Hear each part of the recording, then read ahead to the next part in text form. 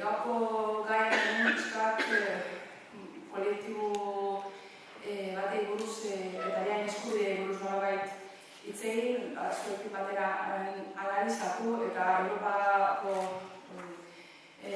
Batasunen aldetikan ez dena betetzen bien arauak, eskubideak eta adosmen guztiak guzuekin ikusi eta aipatu ez. Eta refusiatuak diren pertsonak etortzen dira munduko emezterikutik, munduan orokorrean 60 milioi refusiatuak ditugu. Eta gaur nolabait Europara iristen diren, azken 3 urteetan iristen diren pertsonen refusiatu pixkat hitz egingo dut ez, hori zuekin. Jarraitzen dugu horrela. Tekstaiko ikuketzua erdera, jarraituko dut euskaraz. Da pixkat jakindu gabe nondik etortzen dira, refusiatu pertsonak, bai noski beraien bizitza arriskuan daukaten egoera bizitzen dielako eta bakoitza aurrena hartzen du eta ateratzen da. Baina zer dira egoera hori sortzen duen gauzak eta nondik datozten ez? Ez da beti herrian baten barneko arrazoiak izaten. Askotan, eguda horiek, konfliktu horiek, kanpoko hainbeste potentzia handiak eta importantien aldetik dator. Eta askotan, interese ekonomiko, geopolitiko horiek, gizaren eskubideak, pertsonaren, familiaren, emakume, umeen guztien eskubideak, eta bizitza baino gehiago baloratzen direlako, horrelako konfliktuak sortzen dira. Eta askotan ere bai, munduko potentziaren, beharen artean dagoen borrokak die, baina bestearen lurraldean, bestearen territorioan nolabait sortzen diek borrokak dira. Eta nahi gabe jende zibila honen biktima zuzenak izaten dira. Beraz, gaur egungo konfliktu beliko guztien biktima zuzenak 180 pertsona zibilak gara.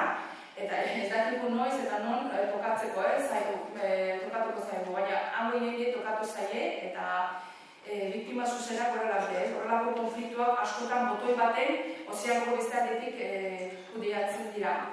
Eta ere bai horrelako konfliktuaren gudaren arrazoia herri hortan dauden diktadurak apoiatzen dielako sortzen dira. Eta diktadurak badakigu giza eskubidearen babesten ez dago inoiz, beti zapaltzen du eta hori da mundiaren direzinteko arrazoi bat. Hainbeste arrazoi artean, arrazoi principala lehenengoa importantiena hori, giza eskubideen zapalketa eta budaren zorketa.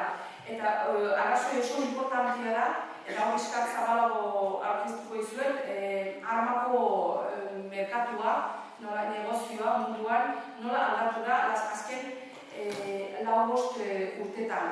Ikusiko duzuet, 2011 eta 2015 artean dagoen egia analizatu da ikusten dugu, igoen dela 114 armamentu honen produkzioa eta salmenta.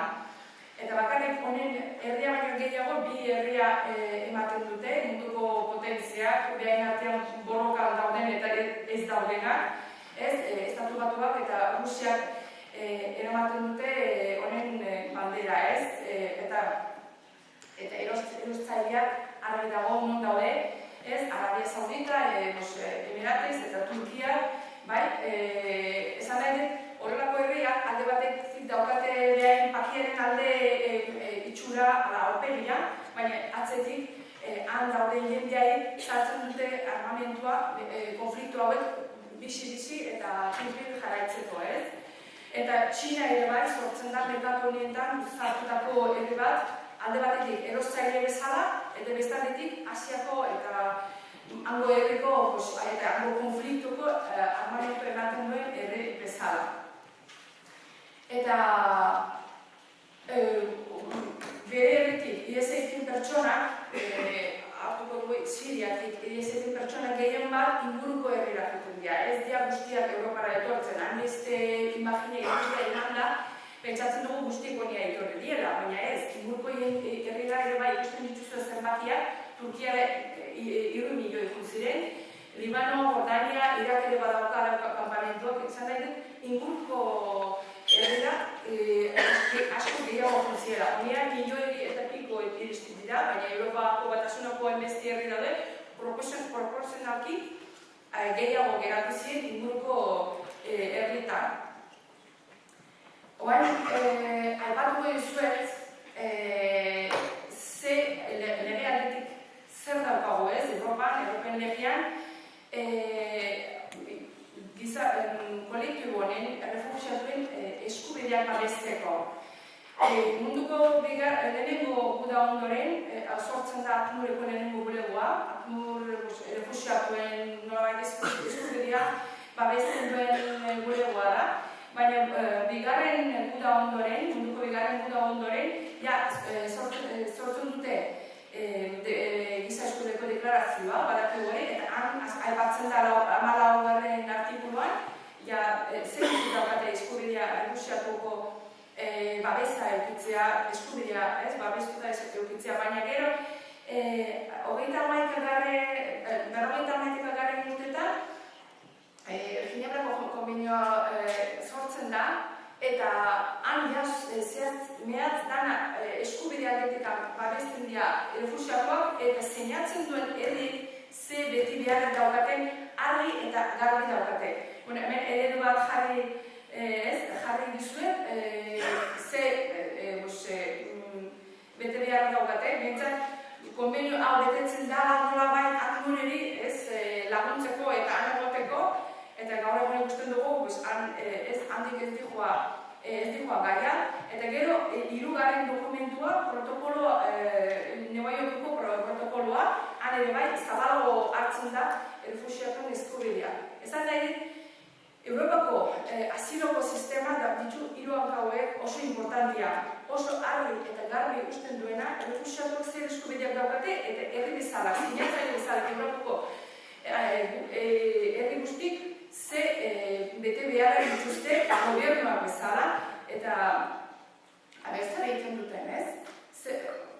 Eta gero, Espainolako ere bai ereduak dituzue, 1978 sinatzen dute lehen aipatutako konbenio eta protokoloa, konstituzioan ere daukagu artikulua hori aipatzen dut, eta gero dituzue, legeak, direktor, dana.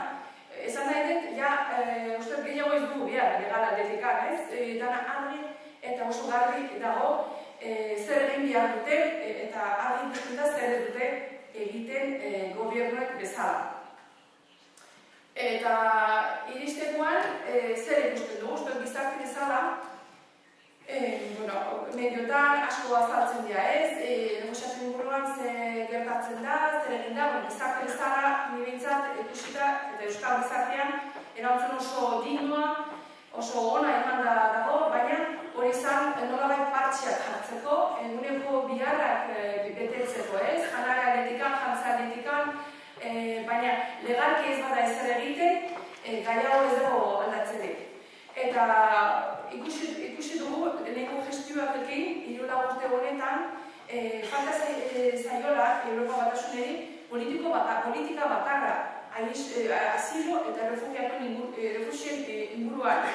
Herri bakoitzan nahi duena egiten du, batzuk ez dute ez da ezer egiten, beste batzuk mugak isten duzu ereduak ez, tekstuan agertzen dienak, Hungria adibidez arrezi bat dauka eraikin da, Dinamarkan eskatu zioten behain gauza personalak kubritzeko gaztu guztiek, horrelako jarrera lotxalariak eta leku munduko parte izango duke demokratikoan eskubidea babesten den lekutan oso jarrera lotxalariak ikusi ditugu.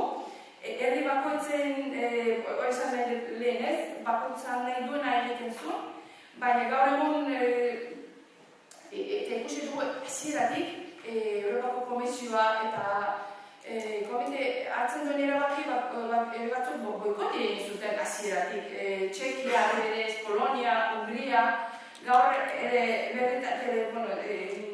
irratien entzun dut Europako Komisioa jarriko dio sanzioa, abendolako sanzioa izango da hori. Hungria Hungria, Polonia eta Txekia ez dutela rekolokazioko kupo hori ez du bete ez. Espainia behintzat zeukan 17.000 eta piko jartzeko, gaur egun ez gira iristen ez da 1.000 errefuxiatu ekarrita ez, eta urrian epia bukatzen zaigu. 17.000 pertsona horiek Espainiara ekartzeko. Eta herri bakoitzak zeukan bere kupoa, gehien hurbiltzen dienak Finlandia, Holanda, Franza, Alemania egin zuten, baina ez da ehuneko 7 iristen herri bakoitza, bai? Hori izan nahi kudeaketa hau hasierako eta orain arte jarraitzen duena, indigno, inhumano, eta gainera gizaren eskubide basikoak ere zapaltzen duena. Eta gero, Turkiaekin eta Libiaekin dauden adosmenak argi ikusten dute Europa Batasunako politikak nondik jarraitu nahi dute, nondik nora joan nahi dute, ez? Europako ateak gaztelu bat bezala isten eta jendea seguro ez dagoen lekutan usten.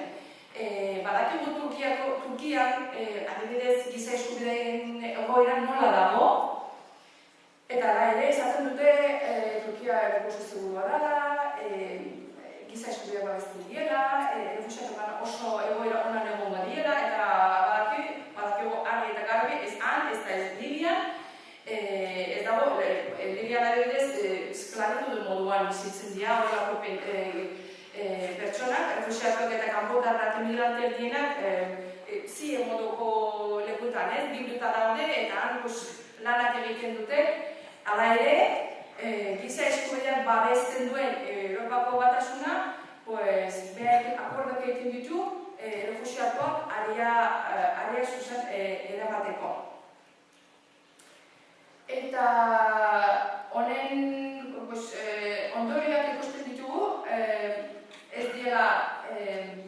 ez diala ezer eskubidea babesten, ez dira milaka eta milaka pertsonak geratzen dira mugan, baina ze horretan, ez di hotel baten, playa ondartza baten bere eguna pasatzen, kampamentu negor oso txarran, denda kampaina, gero con la ropa, vestimenta no apropiada para la temporada, que los vimos congelarse durante este invierno, los vimos achicharrarse del calor de Grecia e Italia, y aparte, esos dos países, Grecia e Italia, se quedaron desbordados de esas personas, de esas llegadas, miles y miles de personas que llegaban, y los países europeos mirando para otro lado. Ninguna solidaridad con esos países, y en algún momento hasta intentaron echar fuera a Grecia, ¿no? Que no cumplía con su deber de proteger las puertas de este castillo que se llama Unión Europea. Y ese tipo de actitudes, ese tipo de cierres de puertas, el trato indigno, inhumano, no sé, que no entra en ninguna lógica humana, obligan a las personas que buscan un sitio seguro para sí mismo y para sus familias y para niños y mujeres que son 55% de todos los que refugian y corren de esos peligros, acabar en manos de mafias que se benefician de ese tipo de situaciones, mafias que tienen unas tarifas para llegada terrestre, marítima, cada cosa tiene su precio, ¿no? para esas personas, y mafias de trato humano, de tráfico humano, los menores que acaban siendo explotados, mujeres que acaban siendo violadas, y tal. Ese trayecto de llegada a Europa se ha convertido en calvario, en drama humano, en una tragedia en vida de muchos, miles de personas, que yo personalmente creo que nos va a costar generaciones en curar esas traumas y esos daños que se está haciendo a las vidas humanas, ¿no? Que muchas veces otros intereses están sobre todo esto. Y ya, pues las consecuencias de todo esto, de acabar en manos de las mafias y todo, y el Mediterráneo, sabemos todos, y supongo que muchos estaréis ya informados, de que se ha convertido en un cementerio, ¿no? El año pasado, 5.000, casi 80 personas que han perdido la vida. Muchos de ellos hasta pagando a las mafias han quedado allí, en ese mar, porque pues, todo lo que les ofrecía para pasar el Mediterráneo pues, no eran ni chalecos homologados, ni chalupas homologadas, ni todas estas cosas. Recolocación, eso fue una de las otras gestiones, ¿no? Grecia eta Italiatik ekarritako pertsonak suposatzen da rekolokatzeko zen, 2 urte epean, eta orokorrean zen 160.000 pertsona rekolokatzeko bi herri honetan bildutakoa. Eta esan dut gaur egun hori, ez da 1.7 iristen bakoitza bere kupo betetzeko garaian, eta santzioa jarriko dute hiru herri honei, aber zer ikaskuntze bestiak, ia aldatzen da, baina jarraitzen badugu ritmo honetan, 2 urtetan ez, 45 urtetan, egingo dira rekolokatuta refusiatu hauek, ez? Batzuk agian ez dira ez da iritsiko epe honetan.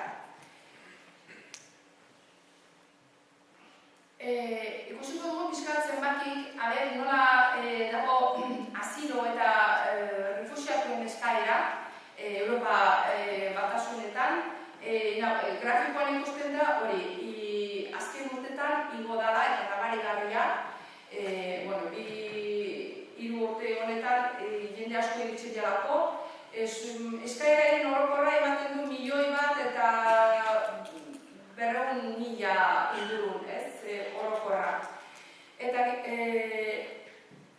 etorriak, badakigu, Siriatik etortzen diela, Afganistan, Nigeria, ematen du ez, zenbat, baina Ukraina eta leku guztitik ere badaude, guda dauden leku guztitik, eta pisu handiena dagoen arazoia ies egiteko da guda bat, baina beste arazoia ditugu, ideologiko, religioso, orientazioa sexuala, eta ere bai pobrezia, beste herri occidentaleko sortutako pobrezia ingatik ere bai, ies egiten ari die pertsonak.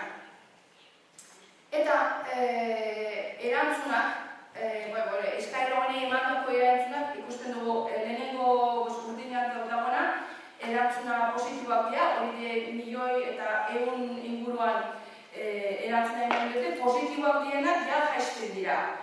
Eta estatu refugiatore ikusten duzue,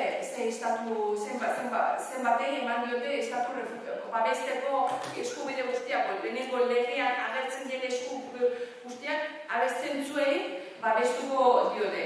Gehien bat ematen da, protekzio subsidiaria. Han eskubide aldetikan eta babesteko aldetikan desberdin asko daude. Los estatus refugiados, cuando se te dan un estatus, es que te protegen indiferentemente si el conflicto en tu país se acaba o no se acaba. Y te tienen que cubrir todas las necesidades, trabajar, tener, una vida digna, ¿no? En un país de acogida. En caso de protección subsidiaria es solo te protejo hasta que se acabe el conflicto en tu país. Luego me da igual si ahí tienes ruinas, tienes casa, tienes trabajo, eso ya asunto tuyo, ¿no? Y se está viendo en el gráfico que Europa prefiere dar a protección subsidiaria, y en España también es uno de los alto número de personas que han solicitado asilo, es lo que obtienen. Protección subsidiaria es cuando los gobiernos se lavan las manos, yo te protejo, pero hasta que se acabe la guerra en tu país y tu vida no corra un riesgo. Por causas humanitarias vemos que también es bastante notable porque como viven muy bien, pues no hay una causa humanitaria, ¿no? Para proteger a estas familias. Y ahora vemos los datos de España, ¿no? Las respuestas, de hecho, el 60% de las respuestas positivas de todos esos 1.000.000 y pico da Alemania, que son 780 por ahí, si no me equivoco. Solo 10.000 de esas solicitudes corresponden a España y estatus refugiados de 75 personas, si no me equivoco, los números van por ahí. Y aquí también las respuestas positivas ya nos van bajando. Y protección subsidiaria son 6.000 y pico, 6.700 personas que tienen esa protección por parte del gobierno español. ¿Y qué pasa con el resto, ¿no? De la columna alta azul, que, pues, a los que no responden negativamente, vamos a decir? Se convierten en los inmigrantes, ¿no? Lo que comentaba antes Laura, que se convierten, aunque son refugiados, pero analizan su situación, su expediente y no le dan ningún estatus, se quedan como inmigrantes económicos en su situación ilegal, en un país que no conoce, no tiene trabajo y, bueno, por la ley de extranjería sabemos que para que una persona pueda, pues, tener papeles o estar administrativamente regular, necesita 3 años de estancia. ¿Cómo estar? ¿Cómo sobrevivir esos 3 años? Pues es problema del inmigrante, ¿no? Pero administrativamente legal tienes que, pues, cumplir 3 años y, pues, tener luego un contrato de trabajo con X condiciones, etcétera, ¿no? Entonces, esos refugiados los convertimos ya en inmigrantes económicos porque me interesa más, porque si yo te pillo ilegal, yo te cojo y yo te expulso. Pero en el convenio de Ginebra hay un artículo claramente diciendo que está prohibida la devolución o la expulsión de la persona refugiada. Entonces, cuando yo lo convierto en inmigrante económico, tranquilamente lo puedo expulsar y hacer lo que me da la gana, y eso es lo que se está haciendo y que cada país hace lo que le apetece, ¿no? Es un poco los números y los porcentajes de los países, que Italia, por su situación, Italia y Grecia son los que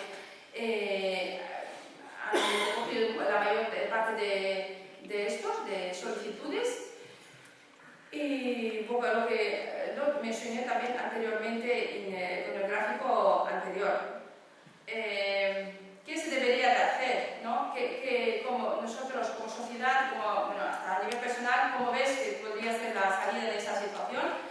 La clave es unificar las políticas de asilo a nivel europeo y en todos los países, ¿no? Porque durante los 60 años de su existencia, muchos países de la Unión Europea se han resistido en dejar esa materia en manos comunes, ¿no? Como comunitarios. Cada uno quiso gestionarlo porque supuestamente les quitaba un poco su soberanía, autonomía en esa materia, porque cada uno, pues como lo hemos visto, con esa llegada masiva de las personas ¿no? a las fronteras de la Unión Europea, que, por cierto, una de las importantes, o la primera tan importante después de la Segunda Guerra Mundial, que cada país ha hecho lo que le ha apetecido y eso que se quieren seguir haciendo. Pero una política, un sistema unificado facilitaría mucho las cosas y obligaría a los que hoy en día se oponen ¿no? a ejecutar las decisiones que vienen de Bruselas,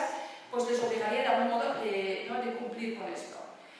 También la acogida bastante equilibrada debe de ser entre los países, no que se desborden Italia y Grecia, encima se queden solos en todo, ¿no? en todos los temas, que solo la sociedad civil fuimos los que recorrimos, las personas hasta particulares cogiendo sus coches se han desplazado hasta estos sitios para poder echar una mano a los voluntarios y gobierno de esos países. Cumplimiento de esas 3 patas, ¿no? legales del sistema de asilo y refugio es imprescindible y debería de ser sancionado no hoy en día, ¿no? Debería de ser sancionado desde un principio como un incumplimiento de bases legales de toda la legislación ¿no? de un espacio democrático. Cumplir los acordados y luego políticas y medidas que gestionen el refugio sin discriminación ninguna, porque según el origen también, que influye bastante, por ejemplo, en países como Hungría y Macedonia, se les decía directamente a los musulmanes que no eran personas, y ese tipo de cosas que o creo que era el presidente, si no me equivoco, de Hungría o de algún ayuntamiento de una ciudad húngara muy importante, diciendo que no queríamos que se nos mezclara nuestra etnia, ¿no? Que si nos vienen los morenos y tal, se nos va, ¿no? Étnicamente, como que a ADN se les iba a cambiar por la llegada de esas personas. También las personas que solicitan el asilo no se les respeta a la hora de pedir o a la hora de elegir dónde quieren solicitar su asilo. Se les obliga por el Tratado de Dublín, donde hay una parte que debería de solicitarse el asilo en el país por el que ha entrado, y de hecho a muchos de los refugiados se les han cogido las huellas en los países de entrada, en Grecia o Italia, y tienen que solicitar allí. Y no, es decir, es que yo tengo familia en Francia, tengo familia en Austria, y yo quiero ir donde ellos. Es que a nivel humano también se debe de respetar esa parte, porque es muy importante a la hora de llegar y por lo menos encontrar una persona que hable tu idioma, o alguien que te va a ayudar a encontrar dónde están las oficinas. ¿No? Ese proceso de los primeros años de adaptación es muy importante si tienes un apoyo, y no se respeta esto, ¿no? Se les obliga a las personas que llegan a solicitar, cumpliendo ese tratado de Dublín, y obligándoles a dejar la huella, aunque vayan a Austria luego, se les devuelve a esos países por donde han entrado, por donde se les ha fichado, ¿no? De algún modo. También pedimos que se facilite la llegada segura, ¿no? Como he dicho antes, que la gente en una situación desesperada recurre a las mafias y pierden vidas en el camino, ¿no? Se destrozan familias y la gente queda, ¿no?, con unas tragedias humanas que se viven allí. Cuando es tan fácil como ir a la embajada y pedir el visado o sea España, Francia, o entrar en una zona Schengen. Eso debería de facilitarse. Desde las embajadas no se facilita esa llegada, y por eso la gente ya busca caminos o vías alternativos, ¿no?, para escaparse y llegar a un sitio seguro. Una acogida que cubra todas las necesidades de estas personas, de una vida digna, lo que nos gustaría a cada una de nosotras aquí presentes y de toda la sociedad internacional, que nos gustaría que nos trataran dignamente y no como a los animales, por ejemplo, en los campamentos de Hungría o Serbia, Macedonia, donde se les juntaba como ganado y se les tiraban bolsas desde una altura con su proporción con lo que se les daba de comer aquel día. Y dedicar recursos por parte de la Unión Europea a este asunto, porque se supone que no tenemos pasta, porque vienen los refugiados, son muchos gastos de acogida, de no sé qué, de todo que se complica, pero por otro lado estamos pagando a Frontex, a una empresa que nos controla nuestras fronteras, las de Unión Europea, ¿no? Los que controlan, y la facturación de esa empresa de 1.000 o 1.000 y pico al mes se lo subió a millones, ¿no?, mensuales. Que estamos a toda costa, o están a toda costa, los gobiernos o los líderes de la Unión Europea protegiendo a los de aquí, a los que son míos, como digo yo, a los blanquitos occidentales, sin teniendo valor la vida, ¿no?, de los que se pierden en el camino. A toda costa proteger esas fronteras y no atender y no ver a nivel humano lo que se está sucediendo en estas fronteras. Y con esto un poco, bueno, ese tema me daba para más. Como me tenía que acoplar a un tiempo limitado, pues es lo que quería un poco exponer de lo que está sucediendo y de lo que intentamos también nosotros como entidad, y como nosotros hay muchas entidades más. Conoceréis muy bien la Auditor en Rusia Actual, los que trabajan mucho ese tema a nivel estatal y a nivel de Euskal Herria también, que hay mucho por hacer. Bueno, como sociedad civil lo hemos hecho, creo que, y lo seguiremos haciendo, pero eso tiene que avanzar a nivel legal también, a nivel de derechos humanos, de cumplimientos por lo menos de esas tres patas legales, y que tienen que cambiar las cosas, y cuando antes, no poniendo sanciones y estas cosas, porque cuando interesa a la Unión Europea, tiene interés económico y geopolítico, lo que sea, se involucra, ¿no? En este caso, como no interesa, quitando a Alemania, que eso, ha cogido la mayor parte de los refugiados, pero no lo veo como algo desinteresado, porque Alemania siempre ha sabido levantarse. Después de la Segunda Guerra Mundial también se levantó con los cerebros que han ido fluyendo a ese país y levantó su economía,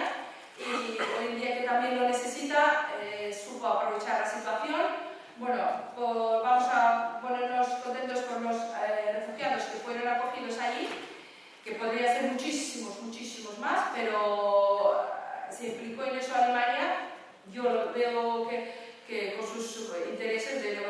su economía, porque nada más llegar a los refugiados se les mandó los cursos de informática, del idioma, de todo, para adaptarles y prepararles para su mercado laboral y para que ya vayan aportando, ¿no?, a la sociedad. Pero bueno, digo, voy a quedarme con el lado positivo de que más de 700 solicitudes que fueron atendidos por 700.000 solicitudes fueron atendidos por Alemania y